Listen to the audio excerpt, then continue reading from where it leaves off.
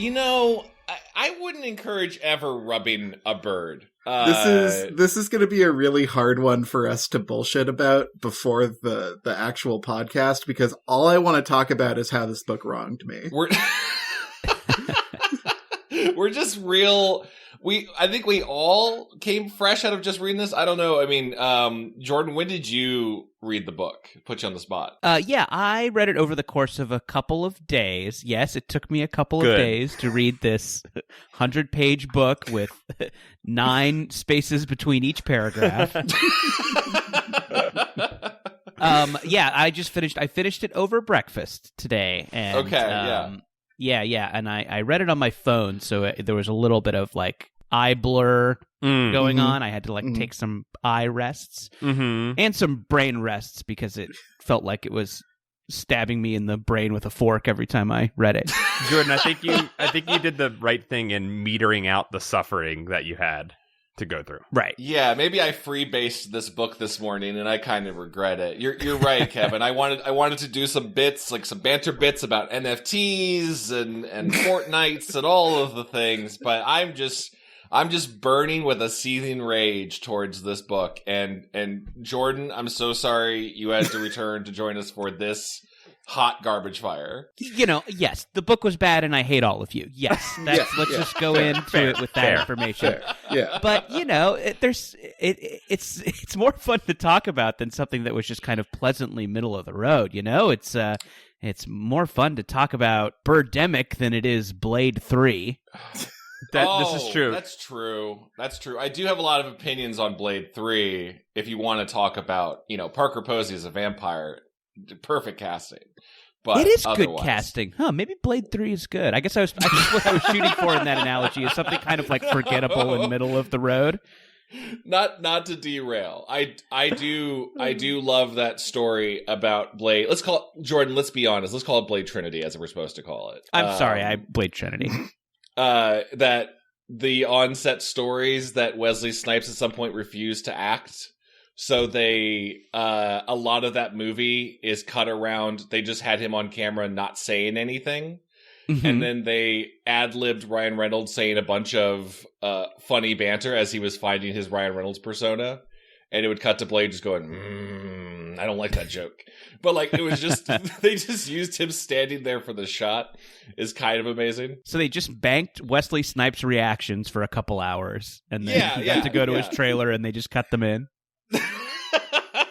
Yeah. I feel like that's Wesley inventing a new method school of acting. Like, that's another layer of method acting. Right. Like, truly being in the role. I'm going to give you every possible reaction you could ever want within the space of 2 hours, and then I will go to my trailer and you can make the movie because I've given you everything. I've given you every possibility. The man who gave us some motherfuckers are always trying to ice skate up a hill. Is so also so good. Such a good improvised line. Is that his? That's an ad lib? That's a we're gonna need a bigger boat? Yeah. Wow. Yeah, he really brought a lot to that character.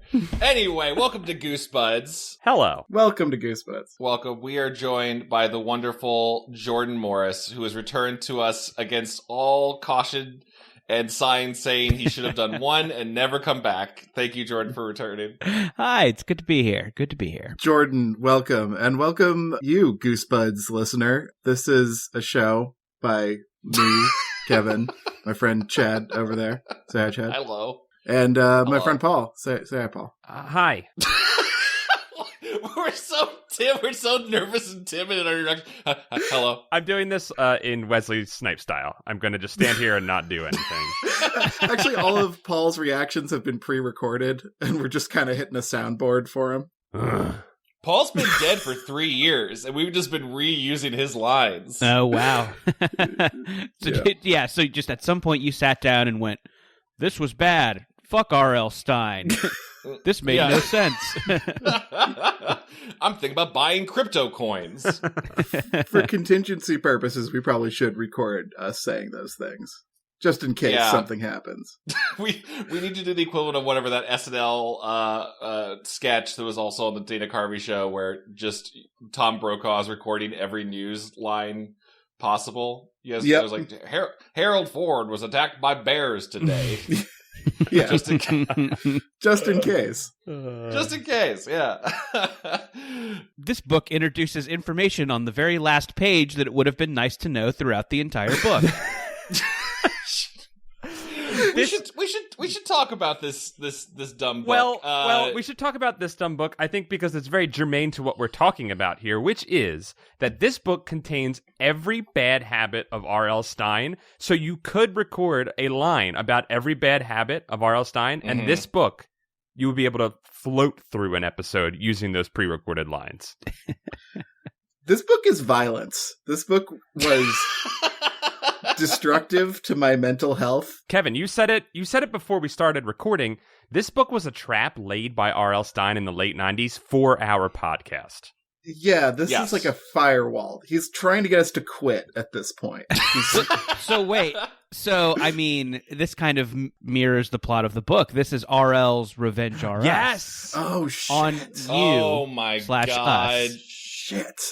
I was wondering if there was any way, because listen, Jordan, we are pretty sure that even though he's never acknowledged us, RL has to have listened to this podcast at some point. He has to. Not even in an egotistical way. I would. If there was a podcast of 115 episodes of something that I had written, I'd check out an episode. And RL must not be big fans of us, even though we love you, Daddy RL, who punishes us all the time. It is a very, one-way relationship. Right. Is it possible that we've been doing this podcast for 6+ years, that somehow this Goosebumps 2000 book was written with RL knowing we were coming? He wrote this book with us in mind. And he's like, fuck Chad, fuck Kevin, fuck Paul, fuck what unknown guest is coming on the episode. Yeah, well, if that's the case, RL is spelled Jerk. There it is! God damn it. What was that? That was the only logical recurring thread throughout this book. That was the only thing that RL stuck to. Everything else was just throwing shit at the wall. You know, the number one rule of comedy is when you have a bad joke, you just say it 5 more times, and then it becomes a good joke. How'd you know my stand-up routine? That wasn't my entire... Gonna dig myself up. By the way, so for anyone younger listening to this podcast, Revenge R Us is a play on an old franchise of stores called Toys R Us that used to be around. Oh my God, you're right. And usually after Sunday church, if you were really good, your parents would take you to Toys R Us and get you a free pack of Pokemon cards. And if your parent was R.L. Stine, he sat in the car while you got your Pokemon cards with your other parent and looked at the store's name and went, huh, that's a book. And then wrote a book based on that. But the title will be nonsensical, so I'll replace the noun with a concept where you would need is instead of are, but I won't even think about changing it. Jordan, I don't know if you know this, but RL writes all of his books title first. He said this in interviews. Oh, wow, okay. Yeah, gets the name of the title first, the way all great authors work. And then he writes the book from the title. And then you go from there. I mean, Ernest Hemingway was just like, the old man and the sea. Let's see where this goes. All right, what's his relation to this body of water? We'll figure it out in a stream of consciousness sort of way. Before we dive in, I guess we should ask, Jordan, the last time I'm sure we asked you what your relationship with Goosebumps is. That was the core Goosebumps, not the Goosebumps 2000. I want to ask you, what's your relationship with revenge?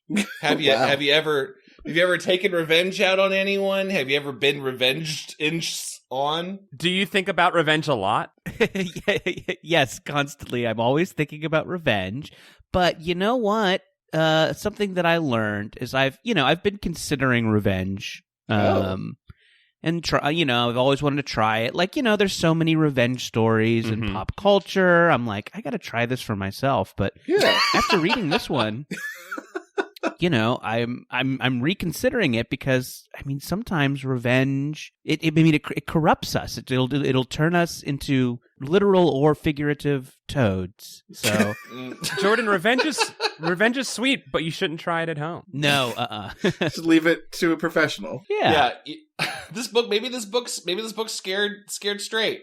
on doing pranks. It's probably not the moral of this. There's story. no moral here. There's no moral here. That shit just kind of happens. There's chaos and it just happens and people are punished for.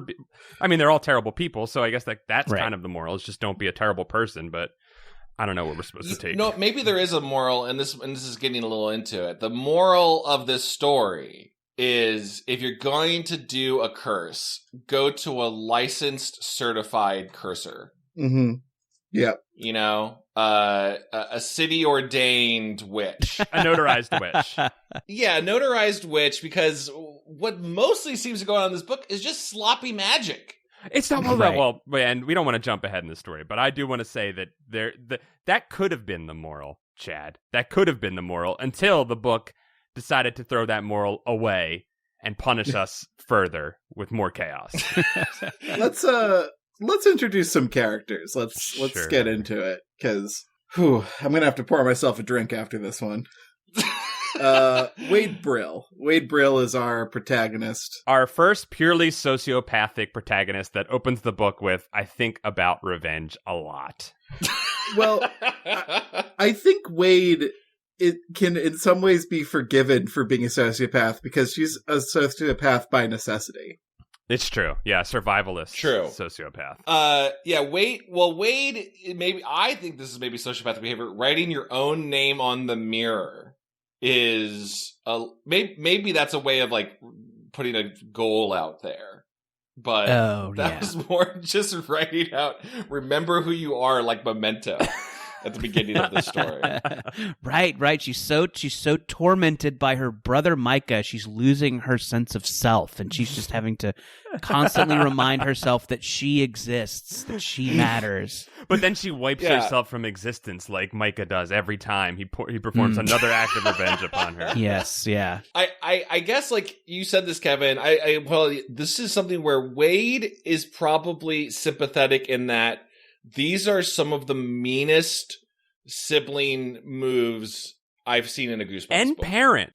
These parents. So in a book series resplendent with terrible parents, this book features quite possibly the worst Goosebumps parents. This book features the hyperbolic worst of every single aspect, every bad aspect of R.L.'s writing. Again, I will say it again. It's the highlight of all of those. Yeah, usually the parents are like kind of neglectful. I don't even remember, like, I'm trying to remember when we read, Snowman of Pasadena with you, Jordan. Yes. If there were even parents in it. This is probably like the uncle or the parent that brought the snowman in the warehouse crate. Mm-hmm. But usually the parents are like forgetful or negligent. That's their big sin. Right. They're too busy always reading the paper, or they got a big they got a big science exhibit.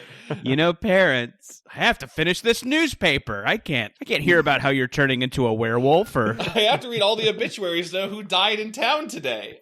I pay 33 cents a day for this paper. I'm going to read it.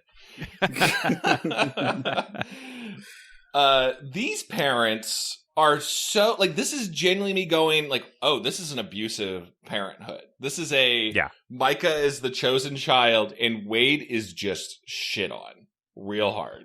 Yeah. I'm trying to think of all of the things they go through. Micah backs their car over Wade's bike and Wade is blamed for it, and then parents mock him for it. That's not even going in order. Like, some of the most egregious shit happens right off the bat. Dude, with the underwear. The obsession with underwear in this book threw me for a bit of a loop. It was a creepy vibe. It didn't feel right. This doesn't seem like RL. Like, this seems so wrong on a weird sexual level that I want to say that this might not have come from RL's brain. This might be a ghost written one. That's what it was. It was Micah. Micah wore the underwear? Yeah, the Monday underwear. That's right. It's such a childish move that in my brain I immediately just went, oh, that's the younger brother. No, that's a 17. Yeah, Micah can drive. The fact that Micah is like an older teenager and still how he chooses to spend his time is like hanging out at home, bothering his younger sibling, makes him seem like such a fucking loser. Yeah. In a year, he'll go to regular prison. Yeah. I guess there are a lot of wee-woos that go off that very early. Wade talks about how, like, Micah is always going through my stuff, always going through my underwear drawer. Mhm. Wee woo. Right. But I know what they're looking for. They're looking for my diary. In the same scene where he wears Wade's underwear on his head in front of Wade's crush, Steve Wilson, he also throws that said pair of underwear at Steve Wilson. Yes. And attempts to pants his own sister in front of her friends. And he's 17. This is a pretty fucked up book. And then he also eats a bite of her cake, so that's pretty bad. That was pretty fucked up. And when she's just listing the things he's done, there was one that stuck out to me. I think a lot of stuff in this book seems like it was a placeholder that they never went back and changed. Yeah, first draft stuff. Uh-huh. But she's like, he took 2 of my favorite CDs and gave them to a friend of his. Mm-hmm. That needs like more information and less information. Mm-hmm. Yeah. What CDs they were. Yeah, I'm like, oh, the CD thing has to come back. He weirdly like mentions it and then it just never does. It's just, he took 2 of my CDs and gave it to a friend of his. I don't know. Yeah, there was that weird one. And then like there was in the beginning, Micah forces or tricks Wade into cleaning his room for him by offering her $25. Oh my God. In which she discovers an inexplicable corpse of a mouse under his bed. Micah's a real piece of shit. Oh, yeah. I think, maybe, I don't know how hard you guys look for connections in these, but Always. Is there a world where Micah grows up to be a serial killer from one of his older kids' books? Well, Oh. we have not discovered a connection like that yet, Jordan, but there is a part in this book that I will posit, and we'll talk about it, that is a moment that I think occurred in another book that we read. And we'll get there. Oh, okay. We'll all get right. there. Well, let's lay out all of these, because this first part of the book is just to set up why Micah needs to be revenged. Yes. Needs to be Metal Gear Solid's revengeance on them. And why Wade has to resort to that because the parents are so uncaring. In fact, after the underwear incident, Wade tries to tell her mom about it, to which she says, he came out in front of my friends wearing my underwear on his head. Mom laughed. Your brother is so funny. That's the mother's response. Wade is upon an island unto herself. Revenge is her only recourse. Did anyone think the twist was going to be that Wade actually sucks and she's an unreliable narrator and everything that Micah did to her was revenge for something worse that she did? Or was that just me? I was hoping. Maybe. That would have been great. Yeah. Well, I think usually, I feel like whenever we cover these books a lot, this is an often thing in these stories is siblings who just can't stand each other. This is like RL's favorite thing to go to. Mm-hmm. Usually it's a younger sibling, but just like, they're the worst. They ruined this for me. They mess up my birthday party. They put formaldehyde in my Kool-Aid, whatever. Wet Kool-Aid. and usually, though, we end up, I feel like maybe because we want to be contrarian, or maybe just because we've read 100 plus of these books, we're usually like, the main character kind of sucks. Mm-hmm. This is, usually it's the other kids that are fine, and this narrator is from this kind of very, I don't know, martyr complex. Mm-hmm. And instead in this one, like, Wade I'm really feeling for Wade. She has had so much shit fall upon her, and I genuinely felt like, this is one of the ones where the parents are aware of what's going on. Like you said, Jordan, when Micah eats part of her cake right in front of them, the parents just seem to laugh it off. This is an abusive one. Like, one is a prize child, and the other one is dirt. Mm-hmm. I believe completely in Wade's motivation to get revenge. Then the weird part is that Wade early on finds this ad for Revenge R Us. I think this is after the second major, terrible act of Micah, where it is just all Wade wants to do is go to her friend Erin's birthday party. And for all the complaints I have about this book, they do get going with the actual, the curse and stuff pretty fast. Like, there's a lot of just, rubbing in how terrible a person Micah is, but we find the Revenge R Us ad pretty fast. So, although I will say, so yeah, she finds the Revenge R Us ad in just a magazine. She never says what magazine. Yeah, I wanted a cracked magazine for sure. Yeah. Right, Guns and Ammo. I was flipping through my friend Erin's Soldier of Fortune magazine. Yeah, these are bathroom magazines, by the way, too. These are toilet magazines, which I don't think are as much of a thing anymore because we have cell phones. Revenge R Us makes more sense as a name for a store that sells firearms than anything else. For sure. Oh, no. For sure. Oh, no. I was only 14, but luckily I lived in the deep south, so I could just waltz into any store and buy as many guns as I wanted. I mean, even in the Midwest, my friends, even the Midwest. So she finds the ad and has the idea. It's like, great, I'm going to use this service to get revenge on my brother. Mm-hmm. And there kind of is a plot reason for it later, but it's so weird that she's just like, but first I'm going to try my own revenge. And so she knows about the service, but then doesn't do it and tries a revenge that doesn't work. And that just struck me as the most like, Jesus Christ, you're just trying to fill 10 pages because you can't get to the end. So it's like she finds it and then doesn't do anything about it while she tries her own revenge. That drove me up a fucking wall. Jordan, what is her like, I can't even remember her revenge that she tries on her own. It's putting slugs in coffee. That's right. The slug coffee. That's right.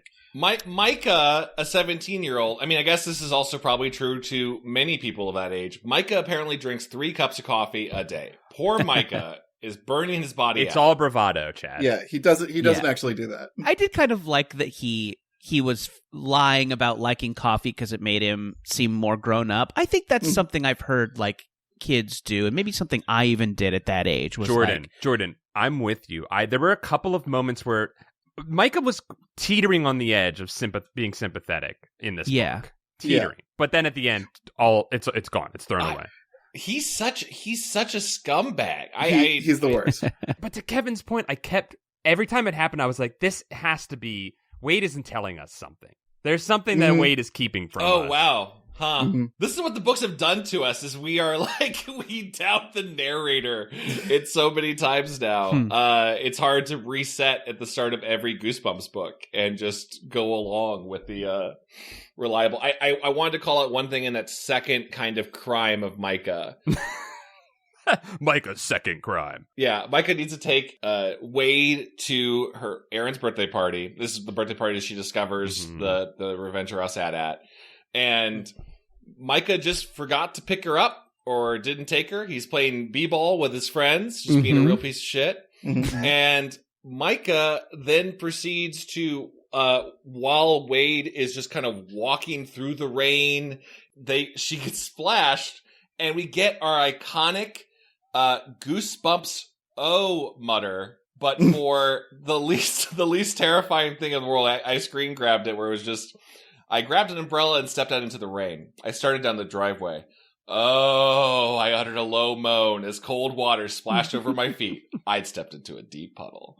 Usually it's like I reached into the black box and felt goo, or the mummy wrapped me up in his robes. Oh, I uttered a low moan. But this is just, I got wet. The Gom Jabbar pressed against my neck, something like that. Yeah. Just an iconic sentence. It was interesting to see just purely on a womp womp. I got splashed. And Micah, and you're right, and Micah does some fucked up stuff here, where Micah rolls up in the car twice, hitting Wade in the face with a muddy puddle, soaking her through with mud and water, and then letting her walk the rest of the way to the party that he was supposed to drive her to. Oh, what a piece of shit. I'm with you, Jordan. Like, I get that this, I guess, was supposed to be a setup for Wade to try her big, like, slugs in the coffees, but come on, guys. Also, slugs are our friends. Don't abuse slugs. Don't splat slugs. Well, they're part of our ecosystem. Well, they're not part of my garden, Chad. I'm not going to call off my war on slugs just because you say they're your friends. I'm sorry, but I have tomatoes, and I'd prefer them to be unslugged. They're for me, not the slugs. Okay. I'll bow to that one. If you do want to get slugs out of your garden, you should hire some ducks, because ducks are non-destructive foragers and they're pure carnivores. So they're just going to eat all the slugs in your garden and ignore your tomatoes and plants. So, but then you have to get a bunch of alligators to get rid of the ducks. Oh no, we got to give a mouse a cookie situation here. And to get rid of the alligators, you have to buy a bunch of grenades. And to get rid of, well, no, I think it ends there. So yeah, that's just kind of the pipeline. Yeah, after you blow up the alligators with grenades, you're fine. And your tomatoes can grow unencumbered. This third sin of Micah's, I was frustrated the same way I think you were, Jordan, where at this point Revenge Us had already been set up, that ad had been ripped out, and now we're at the pool where Micah, who is a lifeguard, a full just 90s cliche, I think he said he's a lifeguard, he's teaching lessons to pay off his car. He's not a lifeguard, but Micah takes over the PA at the pool and starts reading Wade's diary to everyone there, including the boy that Wade likes. And that crosses the line. That crosses the line. Did anyone, speaking of crossing a line, did anyone else notice that Steve Wilson is there at the pool with his sister, who is described as posing in her bikini? And then we're just given that image, like that one horny image that RL dropped for us. He's like, why? Yeah, you gotta give him a little sizzle, right? You're hanging out with your brother. Like, why are you? RL always did say sell the sizzle when he talked about his Goosebumps book. Right, so. Yeah, you need a slug and a girl in a bikini, and you got yourself a book. Also, like, correct me if I'm wrong, because I stopped writing names down a while into this book, but Steve Wilson's sister is Wade's friend, so she's 12. Yes. Yeah, probably. We already started this one off with pantsing and underwear on head. Yeah. This has entered a strange upside down world. I think it's really funny that after the diary is read, the thing that Wade thinks is, I knew I couldn't let Micah get away with this. I had waited for 12 years to pay him back. Wade was born to get revenge upon Micah. I came out of the womb desiring revenge. I was thirsty not for my mother's milk, but for the sweet revenge. That's a good catch, Paul. The reason for revenge is more than set up, and Wade, I think, just ignores the call to action multiple times. What is and then finally the last straw is what, the bike? Well, so the bike is on the way, but the bike does, I think, incense Wade into not even having any rational thought left. I think RL screwed up the order of operations here a little bit. In that, I think the Revenge R Us ad comes a little too early in the story. Mm-hmm. Sure. I think it would make a bit more sense if it went more like an infomercial or a commercial for Revenge R Us. And like she was just trying and failing to get revenge on Micah, which she does. Like the slug thing's a disaster. Yeah. And she's like, boy, I wish someone could take care of all this revenge for me. There's just an announcer who's like, do you have revenge piling up? Are you too busy to take your own revenge? A late night infomercial a la I don't know why my reference point is from Requiem for a Dream. The Sally's got juice is like you get Shooter McGavin to be on TV going, do you have someone that you need to ruin their life? And it's kind of on this like midnight TV channel where no one else can verify that it's a real thing. That'd be great. Perhaps some errant signal you picked up at night that was some pirate signal. Mm-hmm. Yeah, some scrambled cable, because everyone was doing that back then. Yeah, just some... But this is just I don't know, there's something so mundane about the big reveal of she looks up, Wade's like, finally like, I'm going to get Micah back. And enough is enough. The slug coffee didn't work. My bike is a mess, and my dad mocked me for it. I'm going to go look up the address, because there's no phone number or anything. Oh, and Revenge Us, they're in our town. They're just a local business. Is this what magazine is she reading this in? I guess maybe it's like how there's Burbank Magazine, so maybe it's something like that. Yeah. It's Milwaukee Today magazine. Those are the bathroom. Right, yeah, like one of those small town like Coffee Talk magazine that's like in every cafe. Yeah. Gotcha. After this, we get some more classic RL like class trash. Dude, this part was great where the bad part of town is signified by the smell of cooking fish. Yeah. Right, all those dirty seafood lovers on the other side of town with their red lobsters and Cheddar Bay biscuits. Scarfing down their clam chowder like a bunch of filthy fishermen. They got Long John Silvers over there. We don't have those. We don't even know what hush puppies are. This was RL dipping his toe into a little H.P. Lovecraft classism and right. Yes. Because there's even a part where it's like, and I heard someone talking in a foreign language. No, you're right. This is H.P. Lovecraft classic racism for kids. Like, I just, there was something about, like, I don't know about you guys, like, I didn't grow up in a trailer park, but trailer parks are pretty mundane. Like, I'd go there a lot for, like, work trips with my dad. Yeah. And just people living in homes. They just happen to be in a different style than the one you lived in. But the way they're just like, oh my God, this is so... They're just, the homes have wheels. This is terrifying. I saw a grocery store that wasn't a Whole Foods. It was a filthy Kroger. Oh, and he almost doesn't bear mentioning, but Carl is here, guys. Everyone give it up for Carl. Carl is a late addition to the story. Yeah, I feel like Carl is an unwanted addition to the story.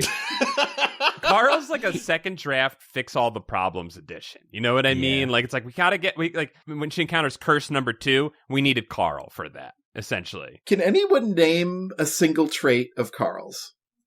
Yeah, Carl is such an, just dead appendage on this story.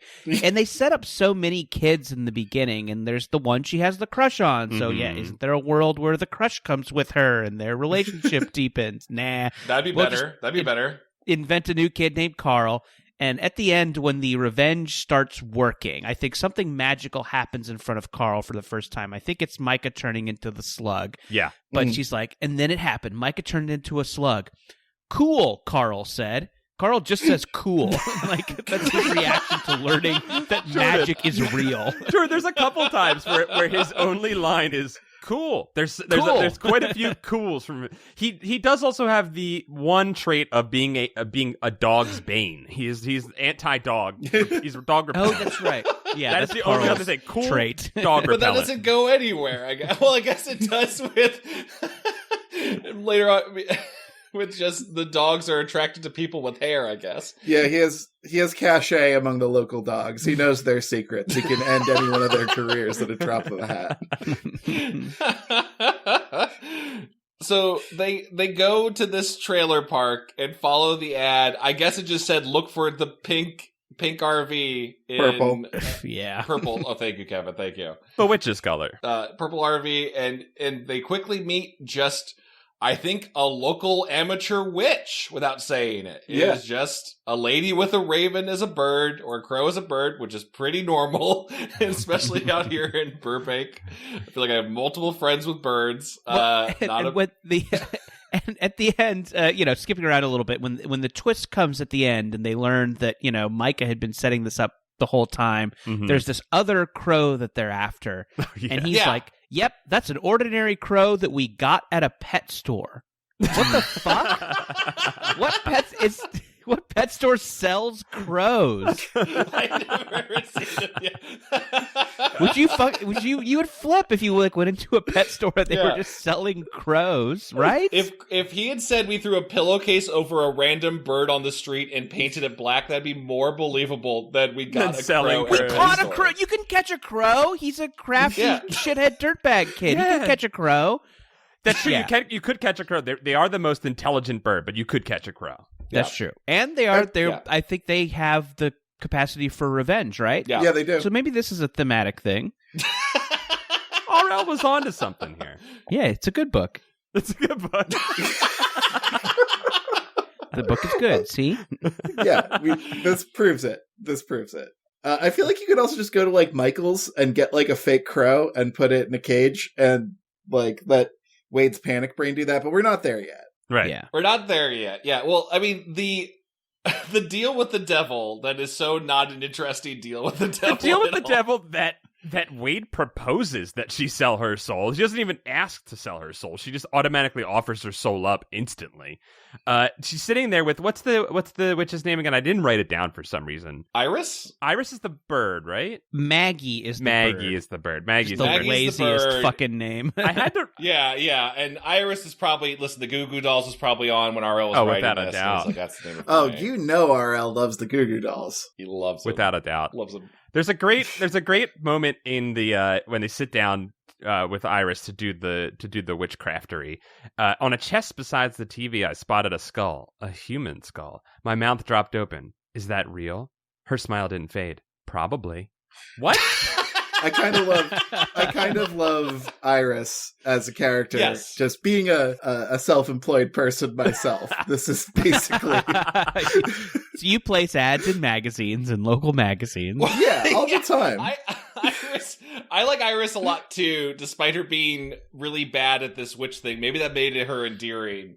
I liked that she put out a local ad, but then also is like clearly got an issue of giving out free business to people and then never collecting on any debts. She, I mean, you called it out, Paul. The genuine chuckle I got out of me was when immediately Wade is like, "Oh my God, I'm about to trade you my soul," and she's like, "No, what the fuck's wrong with business? you? Like, I just need some money." Well, as we learn later, Micah is already paying Iris to like enact this like sick revenge fantasy thing onto Wade. But I'm gonna guess Micah didn't pay her either. I thought she said like, no, he hadn't paid me back either. $300. Oh, I missed that. Okay, I missed that too. Well, yeah, and that's a good deal for revenge. Yeah, $390, pretty good. Yeah, $390, which is like all of the money that Micah saved all summer. So Micah's been saving up for a car. And we got to get to the motivation behind Micah's revenge, but we'll get there at the end because I do not understand what drove Micah to this level of conspiracy with Iris. But wait, but back to the economics of it for a second. This is a long game they're playing, so this has to take a month, and so she made $300. I mean, maybe she has multiple clients, but. Yeah, I'm sorry. This just does not seem like I don't know what rent is in the trailer park, but like it's probably not $300. Like, well, Iris is growing tomatoes in the back, and then she has to buy some ducks and some alligators and some grenades. So she's got high expenses. And again, she's probably got multiple clients. It's probably a volume game for her. You know, pile them high, sell them cheap, I guess. But wait, no. It can't be a volume game for her because, as we learn later, the crow is limited to 3 curses a day. Oh, that's true. Fuck that rule. Yeah, fuck that rule out of nowhere. That's true. That rule we learned on the last page. I don't know. Even if it's like $100 a curse, like that's still. Yeah. Well, then you think you gotta get more crows, right? This is like, you know, when you're mining for Bitcoin, you gotta get like a bunch of video cards. She needs like 100 crows. There's also no reason for her to do this in person. She could just have a call center, right? Where like someone calls in and says, "Hey, I need a curse." Would be like, "Great, give me the details and I'll transmit your curse immediately." There's no reason for a person to meet Iris in person for her to conduct this business. No, though she does seem to also like to this is like make your own pottery. She likes to also let you sometimes make the curse yourself. But that could be done in a phone conversation. No, wait. The person well, I don't know how the mechanics of this work with the petting of the crow, but the person who is supposedly casting the curse must pet the crow. That doesn't make sense because Iris pets the crow. I know, it doesn't make any sense actually. I know. Well, but also we have this weird like nothing fake out of they first start talking to Iris like, "What do you want to do for revenge?" And she's like, "Oh, well, I want him." She's like, "I'm going to have him crash his car and he'll never recover." And she's like, "Oh no, stop that." And she's like, "It's too late. It's going to happen." Cliffhanger. And then going, "You know what though? I forgot to say a certain word. Well, let's do it again. Roll up my sleeves. take another stab at it. The problem we're doing is we're trying to place meaning and order upon wanton chaos in this Cohen-esque story that RL is telling us. Sound and fury, Paul, signifying nothing. Signifying it's told by a jackass. And that is another famous book written title first, Sound and the Fury. Yep. Right. He worked backwards. Also, Blade Trinity. They came up with the title first, and then... Yeah, that's true.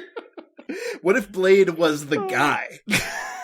What if Blade had to fight all three forms of God? Right, he had to fight Jesus. I think you start Jesus, then you go Holy Spirit, and then God is final right? boss. Like Holy Spirit's mid-level, it's got some phase powers. Sorry, I'm not going to re-break Blade Trinity. Sorry. Yeah, and then God is the big boss at the end. We can make it a fun cameo, John Turturro or something. That's a great God casting. John Turturro should totally play God. Yeah, thanks. And Blade should fight him. That's. So what happens next in the book is a duo of fairly horrifying descriptive chapters. Yeah, and then some weird RL twist bullshit. That's a good summary. That's an insert we can use for any future review, Kevin. Thank you very much. Yep. Just future editor, just copy paste that into whatever we're gonna do in the future.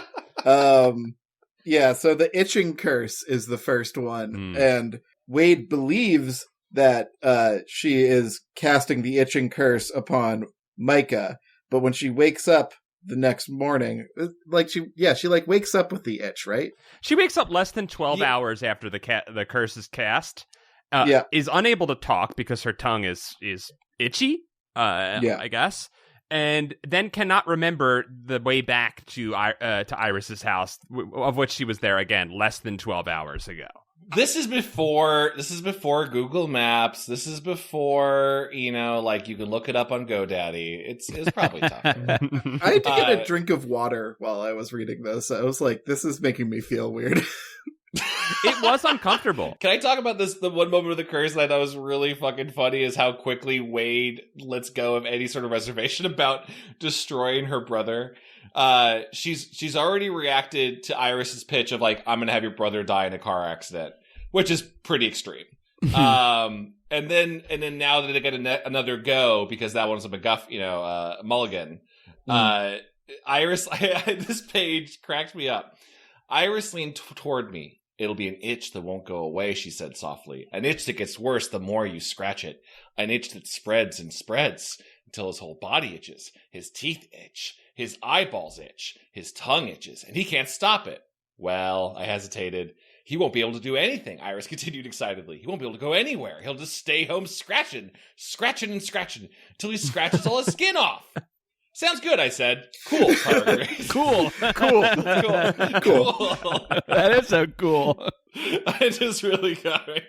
Wait. So every time somebody says "cool," they're quoting Carl from this book. Yeah, he was the originator. He's an unknown character who is rad with dogs and pioneered the word "cool." Yeah, Miles Davis stole it from Carl. Yeah, it goes bitches brew this book. That's the birth of cool. Right, yes. Oh, and also the birth of cool. Do you think, so the car crash thing. Yeah. Do you think, because we know that we know Micah now, we know now that Micah got to Iris first. Do you think Micah was like coming in hot being like, yeah, just have her die in a car crash or something? I mean, the way he's treated his sister, yeah, I could maybe see that. Like that would make a lot of sense. And then Iris sees the opportunity for like more like business and she's like, okay, well, what if we make this like a 3B instead of a one-off, and we'll start with itching and work our way up to car crash. So I guess I am just now realizing I hadn't, because this book made me just go with, burning white rage. That's my eyes going white, not me being white, just to clarify. Yeah. That the spells that are so complicated that you really just need to rub this bird 3 times and think about what you want to do. It's really that the bird is magic, not that Iris is magic. That the itching backfires and it's going on Wade, And she runs back, and Iris like, I fucked up. You want to do another one? And she's like, yeah. Make him lose all his hair. Have him lose all his hair. Oh, what do you know it? Wade's hair she starts getting Wolfman hair everywhere. I just kind of read that as like, Iris is a really bad witch. Oh no, she was just doing that all intentionally. Yeah. Right. But it's weird that Iris, gosh, I know, I'm trying to make sense of this thing. Please. Again, chaos and nonsense. But like, so to us, the reader, without knowing that Micah is setting this all up, all of these like curse foibles seem ironic. Like, oh, she wanted him to itch, and then she itched, and then she wanted his hair to fall out, and then she grows hair. So they just coincidentally happen to link up with the curses that Micah placed. Anyway. No, you're right. I was also tripping myself over, like, the first time it's a full-on reverse card of now you get the itching. Right. And then it's a second time it's a reverse back, but also a inverse of, you would think Wade would then also lose all of her hair. Right. You know, right? In a different scene that didn't happen, she's hanging out with Steve, the boy she has a crush on, and her hair falls out. And it just freaks him out. But instead, she becomes a wolf-man and is running through the streets, and local dogs are just attracted to her. And here is the part that ties in. This is the first tie into the cinematic RL universe. A wild pack of dogs attacks her. And we have heard through multiple books in this series, there have been wild dog attacks. Packs of dogs. So therein lies the connective tissue of the RL universe. Did RL have both a shitty sibling and a bad experience with dogs, do you think? Without a doubt. I checked online, I checked on his Wikipedia page to see if he had siblings, and it didn't say, so I don't think RL has siblings. Unless he's written them off. God, he revenged them. Yeah. But there's a really long section of that Wikipedia page that is just times he has been attacked by packs of dogs. And well, there you go. See? Right what you know. Yeah. See, pictured RL being a little RL who's also partly bald and got the glasses, just being chased by dogs in the streets brings joy to my heart. Yeah. Apparently his sweat smells like steakums, and that's what the dogs are attracted to. Right, yeah. He was cursed at birth with sausage sweat. Yeah. That's why he had to stay indoors all the time, right? These books is like other kids just found him both appetizing and gross, that he smelled like steakums. Right. Vegetarians were mean to me. RL, come on the podcast. Come on and deny this. RL, we love you, RL. Come on the podcast and answer for your crimes. So Wade turns into this eldritch fur creature, which which is the fur is weighing Wade down. Which I like. How much fur is going on here? What is happening? Yeah, like he talks about how heavy the fur is, and like he also says that she becomes just like a koosh ball, like a giant koosh ball of fur. And like, we had our second koosh ball reference in 2 episodes in a row. Yep. Yeah. Oh, wow. Nice. Yeah, that kind of stuck out to me as being a like, oh, that's a rare pop culture reference. Because these do seem to take place in like a kind of timeless void where, you know, there's no pop culture signifiers. And then when one comes up, it is like interesting. So I noted the koosh ball thing too. Yeah. That's right. You remind me, John. I wanted to note, not to backtrack, there was one other pop culture reference that I also raised my wee woof red flags, was Micah is bragging to a girl, and I believe he says something like, yeah, I know this guy who says he can get me on MTV. Micah, no, that is not someone who's your friend. Whoever that is, do not go with that person anywhere. A guy told me to send him some Polaroids of my feet. He'd get me on TRL. Yeah, he totally thinks he can make it work. I met him in a trailer park, and he's next door to Iris's place. That's funny. We just need a random 17-year-old to appear on MTV. Like, what are you going to do? Dipshit, you're not in a band. We're rebooting Syphil and Ollie, but instead of hand puppets, it's feet puppets. So take me pictures of your feet.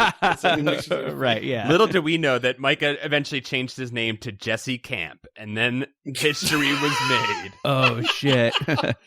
Oh.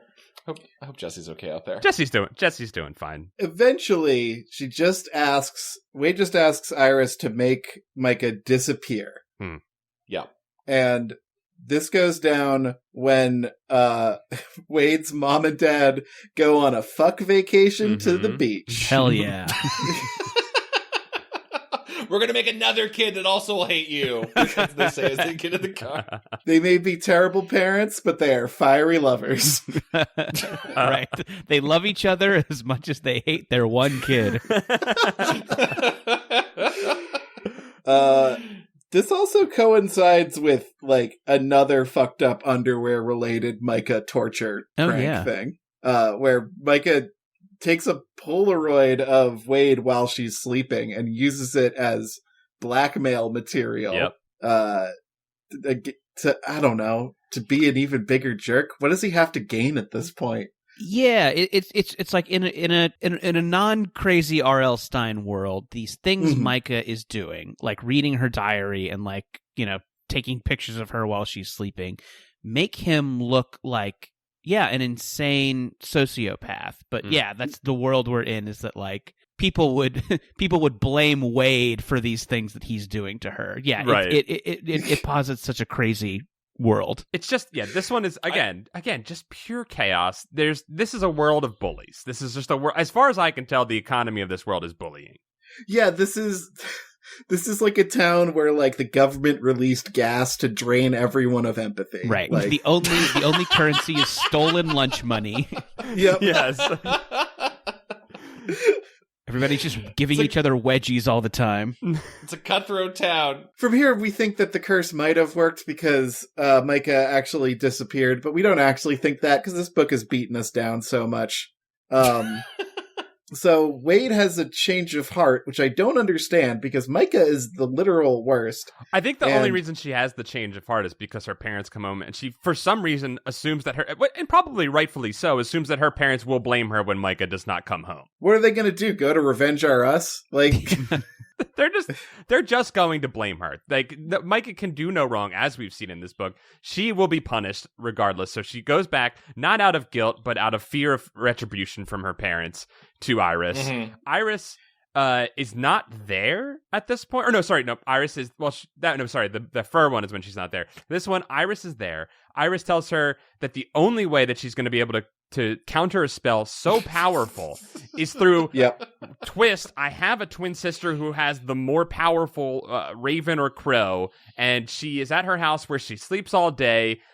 Please go there and steal the other crow, Millie or something, Minnie, and bring it back to me, and then we will return your brother to this mortal coil.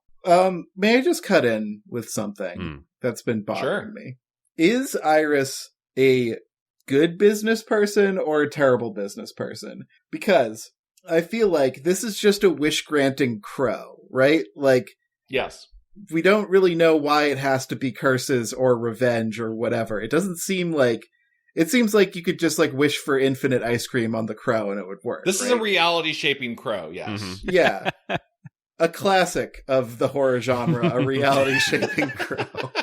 And I just think if she was a better business person, she could have, like, a better brand and have, like, a more positive-oriented crow wish service. Like, that might be good. But then I'm like, no, because you only make one sale per person that way. And then I'm like, why don't you just wish for money? Like, why are you doing this? Is this just to get your rocks off? Then this isn't a business, it's a hobby. Why are you attaching money to it? Kevin, that's a great question. I would chime in and say that I think Iris is a bad businesswoman.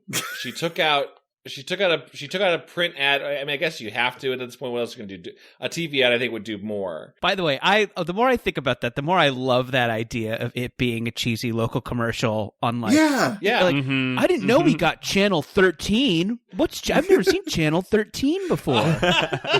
And then she tries to turn it on the next day, and it's static. Yes, yes. Yeah, then you can't get back to him anymore. Oh, that'd be great, Jordan. I'd love that. Or the channel only appears when you're in a moment of need. Right. Yeah.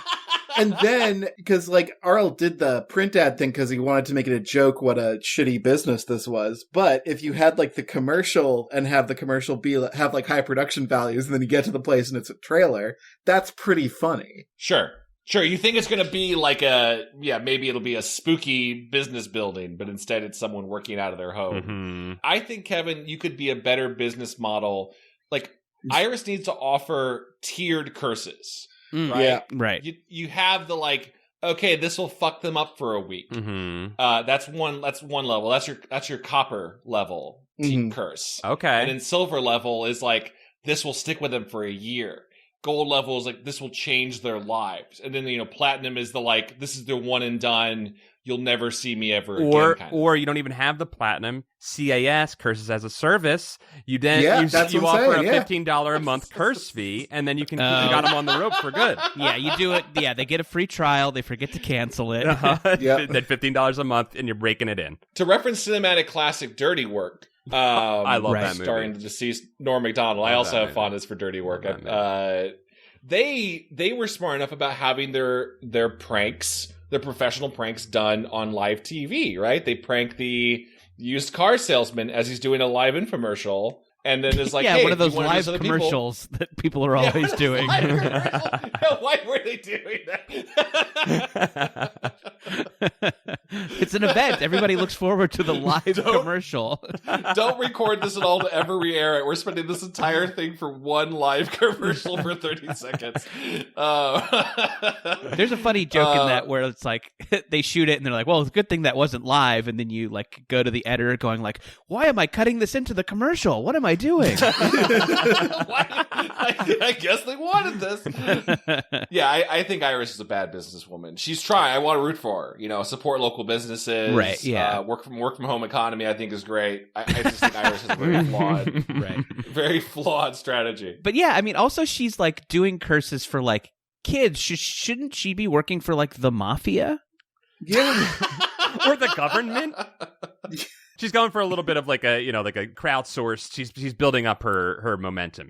She's got to get word of mouth. Iris should be in Suicide Squad for sure. Like Viola Davis needs to be like, I need you to help me take down Superman. Right. I need you and your magic crow invade Bane's Island.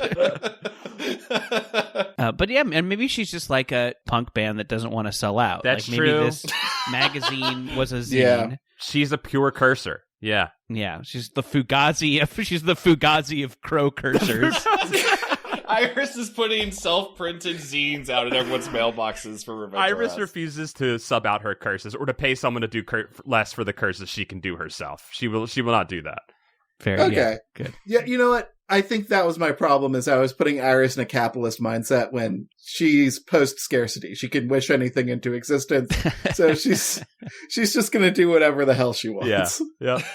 Jordan, would you like to take us through the final act of this story? Oh, sure. Yeah. Let me see if I can do it. So the final act. And this is kind of when I'm like, Jesus Christ, this book should have started here. Like, I'm like, okay, finally something is happening. Like, there's some mission. There's a, you got to get this and bring it back here. The imagery is getting creepy, actually, like truly creepy. Yeah, and there are some things in this book that do like kind of create a visceral reaction, and I'm sure if you're a kid, like the idea of growing hair and it not being able to stop, and it's all this, and like what if your sibling disappeared and you were responsible? Like some of it, I understand how like this stuff can get to you, especially if you're a kid. So like I'll acknowledge some craft here.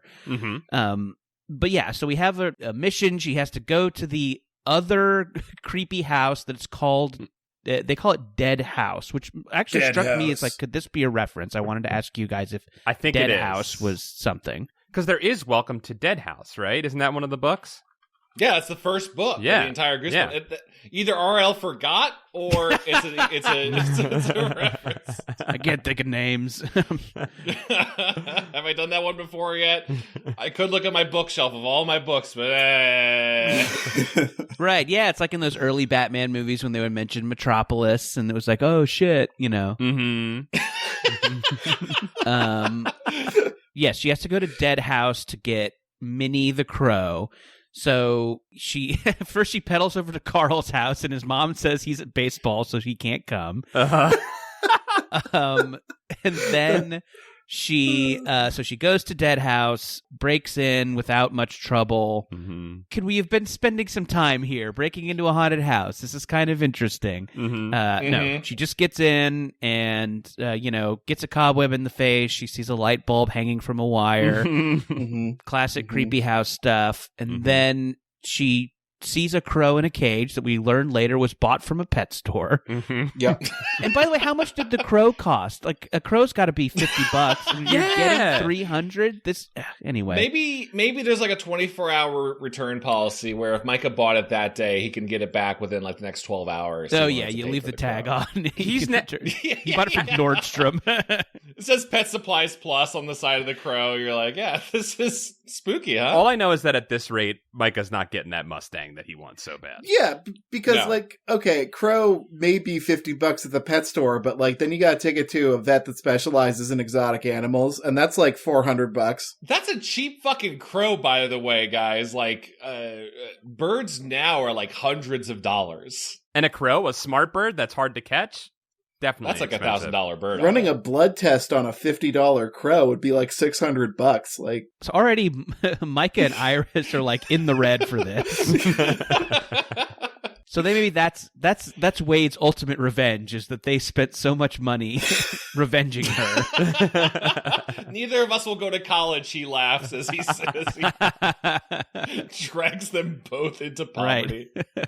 She grabs the crow, it makes a sound, a creepy witch comes out, and then the witch takes off their wig and throws it at Wade, and it's been Micah the whole time. He says, "I'm so happy I could do a backflip." That's going to come back in 2 pages.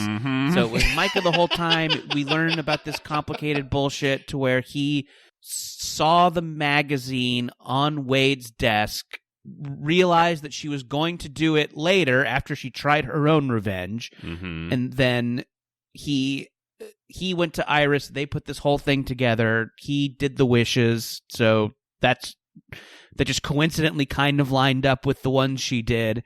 God, and then how does this happen? So his motivation here, which I think is really strange, is it was my revenge the whole time for the pre-crime, I think, of Wade's forthcoming revenge. Thinking about revenge. Yeah.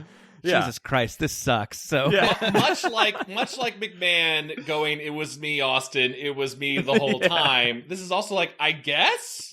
Yeah. I guess it was you, Micah? Oh, sure. Yeah. So then back at home, I guess this didn't register me how this happened. So Wade goes to get the actual wishing crow, not the pet store crow. Right. But she has the wishing crow, and Carl is there for some reason. Yeah. Cool. Yeah. So Wade swaps the dollar store crow and the wishing crow. Okay. Because she sneaks over to Iris's to do that, which prompts Iris to come over to Wade's house because Micah, dick that he is, doesn't pay in cash. He pays with a check that has his address on it. That's right. There was no mobile banking then, so it was a real pain in the ass for Iris. Yeah, Iris is having to go to the bank 3 times a week to cash all these $300 checks from teenagers.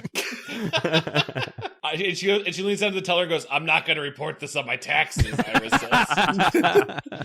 says. So then Wade wishes for Micah to be constantly doing backflips.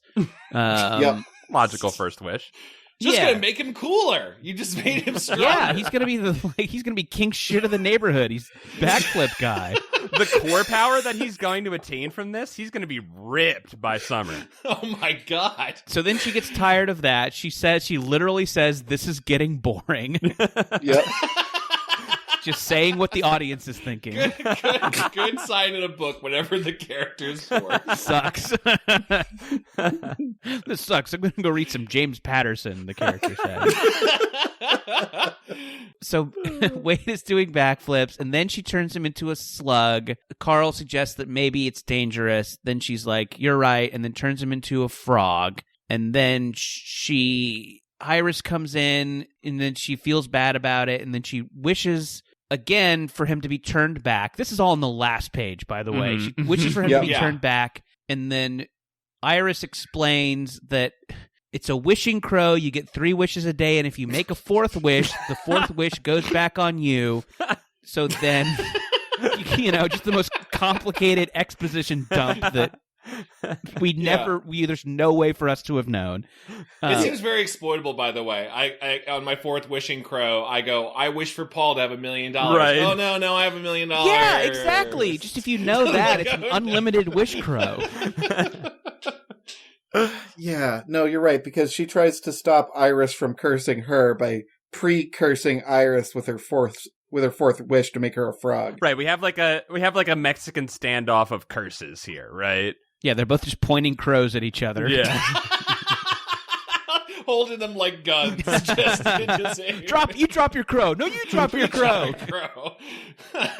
And then the book almost has like the saddest happy ending of all, where Wade's mind betrays her as the frog form takes hold, and she suddenly doesn't care about revenge or anything. She just likes to hop around and eat flies. The end. And I'll say, as much as this sucked, that's a pretty good last line. I was so mad, but at the same time, I was like, okay, all right, that makes logical sense. That's how that character would feel right now. For once, the character's motivation makes sense to me.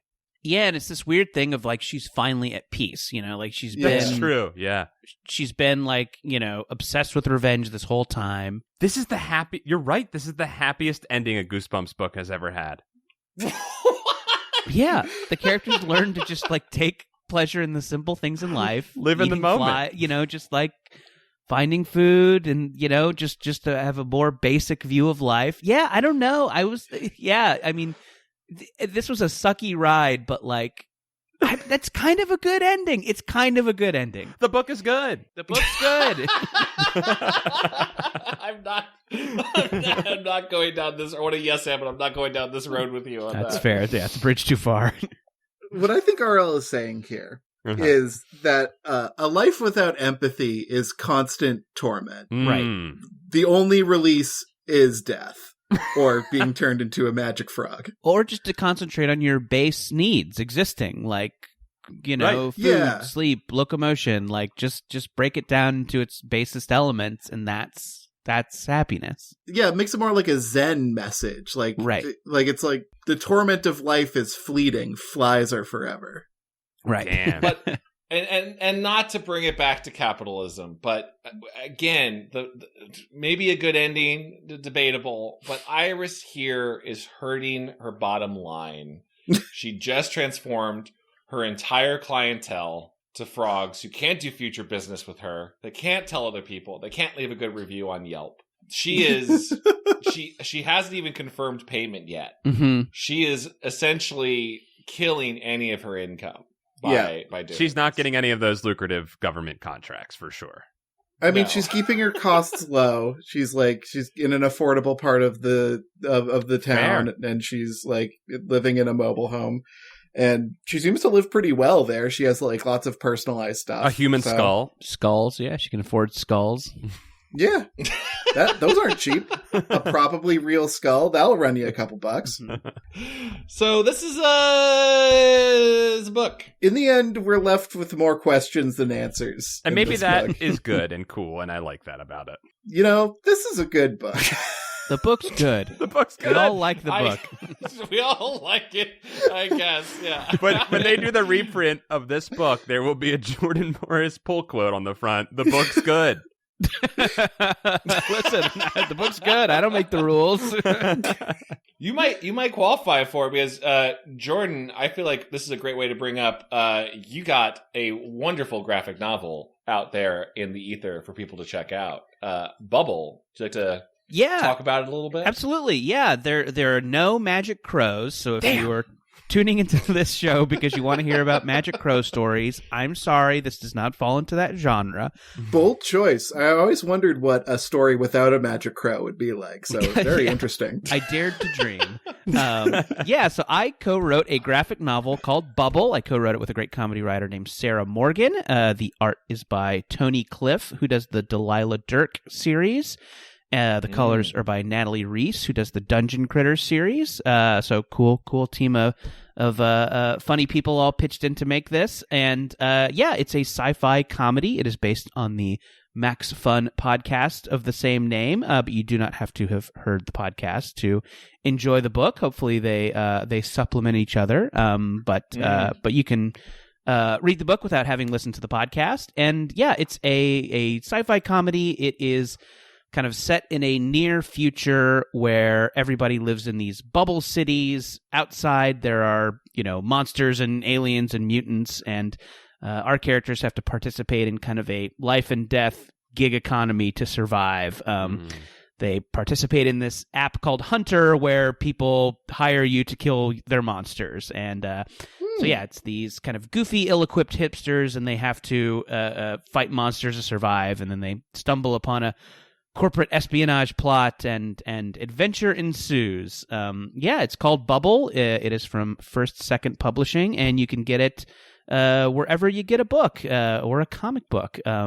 Maybe check out your local indie bookstore or comic book store. That sounds cool as heck. It's a rad title. And and the story's great, but the art is beautiful, Jordan. You got a great team there. No, I know. Tony and Natalie are both quite brilliant. If you know their work, you know that they're about as good as it gets. And it's a nice looking book. And it's a blast. I'm really proud of it. And I think if you're listening to this show, you'll really like it. So Bubble, it's out there. Hell yeah, awesome. Jordan, congrats.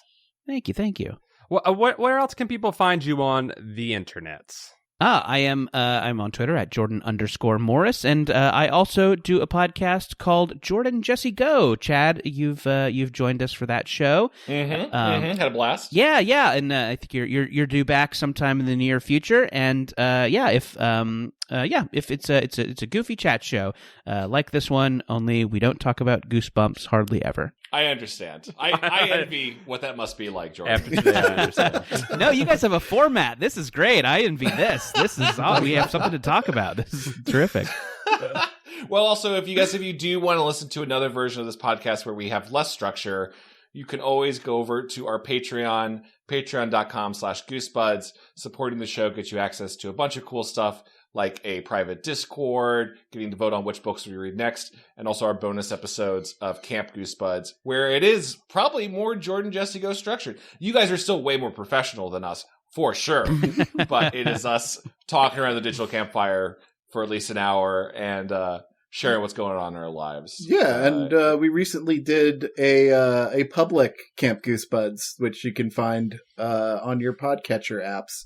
If you want to look at more Goosebuds content, wherever you're listening to this, you'll probably find more of it. Check them out. Yeah, you can find us on Twitter at Goosebuds, at GoosebudsPod. Is that us? That's us. Yeah, we did it. We got it. Jordan, thank you so much again for returning. We are grateful for your company and your insight into this. We're so sorry it's a bad book. Thank you.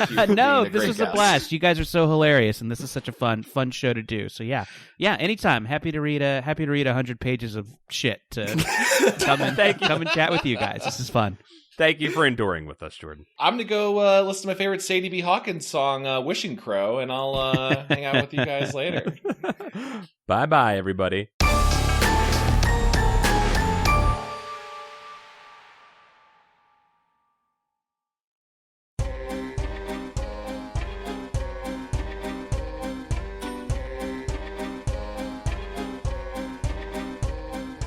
This episode of Goosebuds is brought to you by our wonderful Patreon supporters. They live in the Book of Names, starting with Stefan Jive Turkey Kuwabara, Hollis Hornbeak, Cameron Murphy Audio, Michael McDowell, Josh Robertson, Mickey C, Nathan Dolezal, Kelly C, Mike Lanteri, Buddy Morrill, Elcade, Mel Dipson, Zane Keith, Afsheen, Danky McStanky, Dango Twist, Low Belly Hate Me, Brian Wells, Zenticles, Stealth Bates, Joseph Miranda, Patrick Reynolds, Robert Moon, Jason Crooker, Clay Castle, Miguel Pardo, Third Sergio, John Keaty, Calf, Chad will make more paranoia shoppy,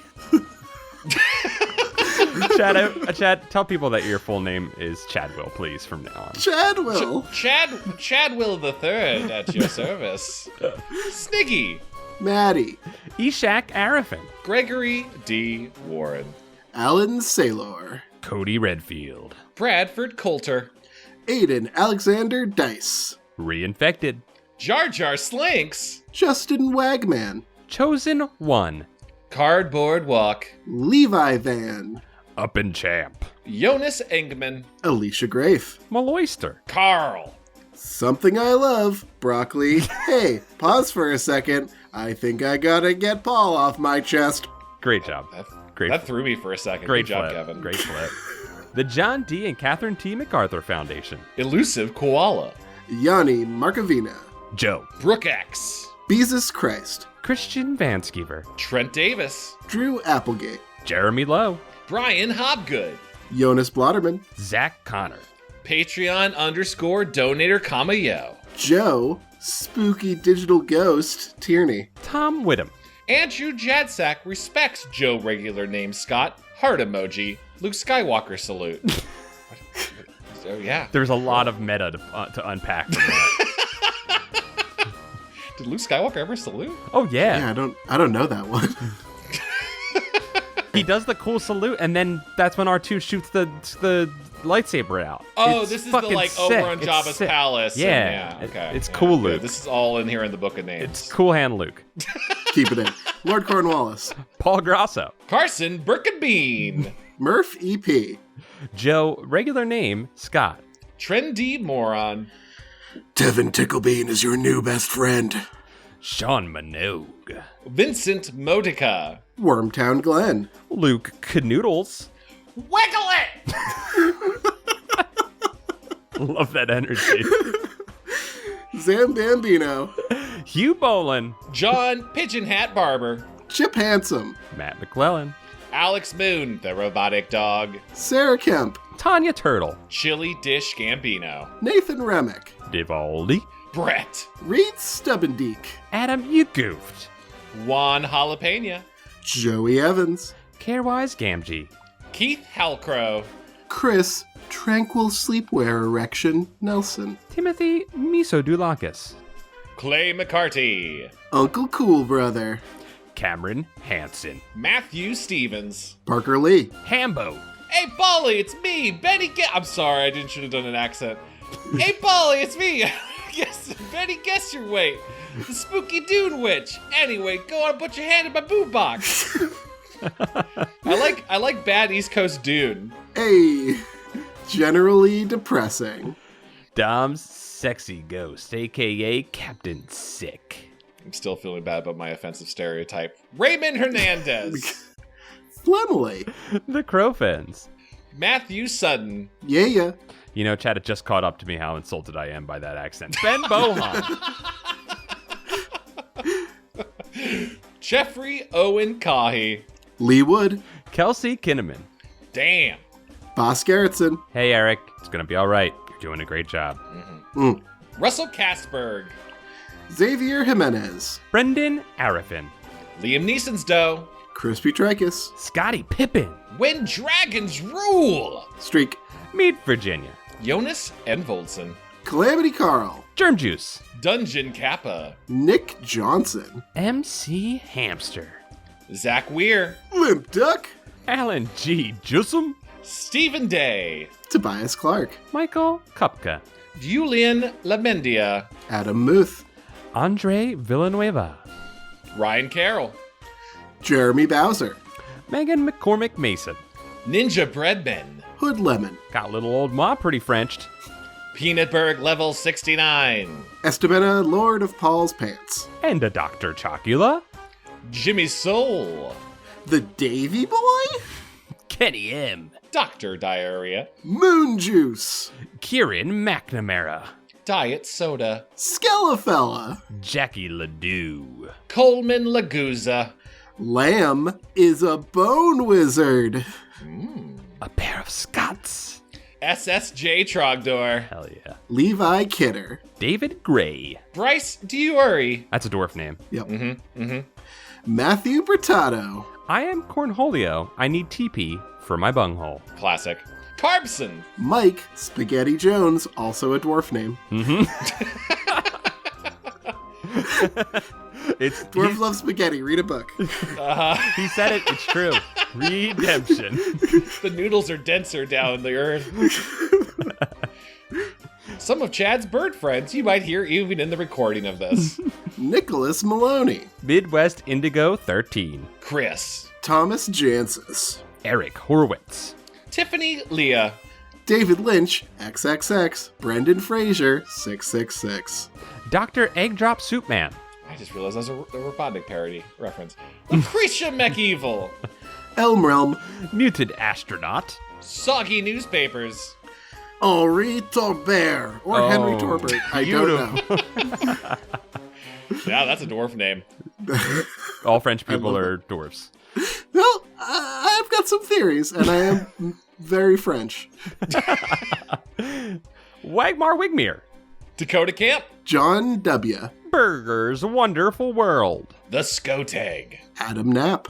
Logan Derby. Brad Schmelzer. Kibio Flurf. Bjarndir. Nice. We're surprisingly not a dwarf name. Serial Killer X. Chick. Matt Skellaman. Milk Punk. Skullatorin. Shuddering Stefan. Kakenti. Mr. Misfire. Mandin Nasty. Llama Lad. Jover the Moon. Benjamin Luther. Edgar's Crassus. 976 Evil. Philip Reynolds. Dennis Wright. Jacob Rogers. Chicago Frank. What's up, Chicago Frank? Also a dwarf name. Chicago exists in all universes. There's always a Sears Tower. There's Nathan Gurney. Oh, I love this one. Rum Daddy. Rum Daddy. Chad, that was too brilliant. Cameron Ganzaveld. Vosivi. Matt Septor. Greg Gervasi. Daryl Flynn. Dakota Kipper. Greg, is it Gervasi or Gervasi? Please tell me. And Tell us. tell us. And now, welcoming some new names to the Book of Names you'll never escape. Ryan R. Davis. Welcome, Pizza Bagel Rocco. I'm so hungry now. Welcome, Scott Wabble. Get on in, Kit Bush. Ooh, jump on in, take off your shoes, Anthony Rodriguez. Now, ascend, be. I write your name in blood, Peter McGregor. Welcome, everyone. Welcome, your names are all dwarf names. We fooled you. The whole book. It's dwarves the whole way down. It's just dwarves. Thank you. So thanks, bye. See y'all in Chicago, aka Dwarf Town. Bye-bye.